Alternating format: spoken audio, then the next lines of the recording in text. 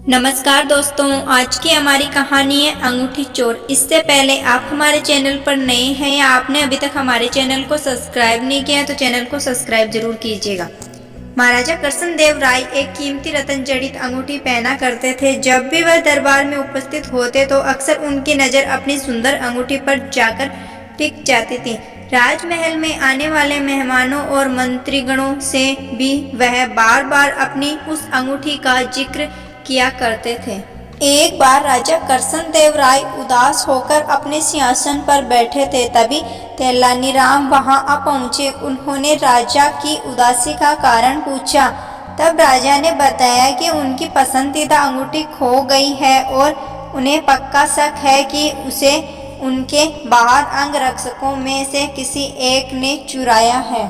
क्योंकि राजा कृष्णदेव राय का सुरक्षा घेरा इतना सुस्त होता था कि कोई चोर या सामान्य व्यक्ति उसके नजदीक नहीं आ सकता था। तेलानीराम ने तुरंत महाराज से कहा कि मैं अंगूठी चोर को बहुत जल्द पकड़ लूंगा। यह बात सुनकर राजा कृष्णदेव राय बहुत प्रसन्न हुए। उन्होंने तुरंत अपने अंगरक्षकों को बुलवा लिया।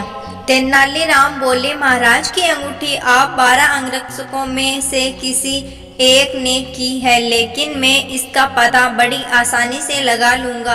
जो सच है उसे डरने की कोई जरूरत नहीं है और जो चोर है वह कठोर दंड भोगने के लिए तैयार हो जाइए। तेलानीराम ने बोलना जारी रखा, आप सब मेरे साथ आइए, हम सबको काली माँ के मंदिर जाना है। राजा बोले, ये क्या कह रहे हो तेलानीराम, हमें चोर का पता लगाना है, मंदिर के दर्शन नहीं करने हैं। महाराज आप धैर्य रखिए, जल्द ही चोर का पता चल जाएगा।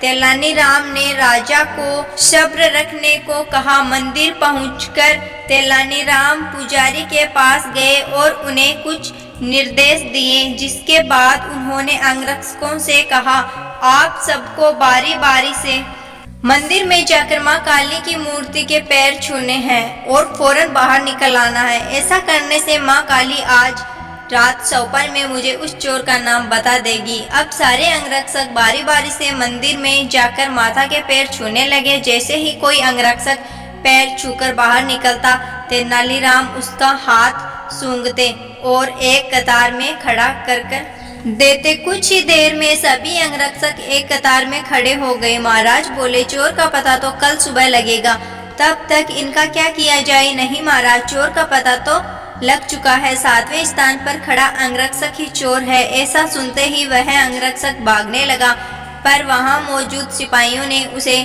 दबोच लिया और उसे कारावास में डाल दिया।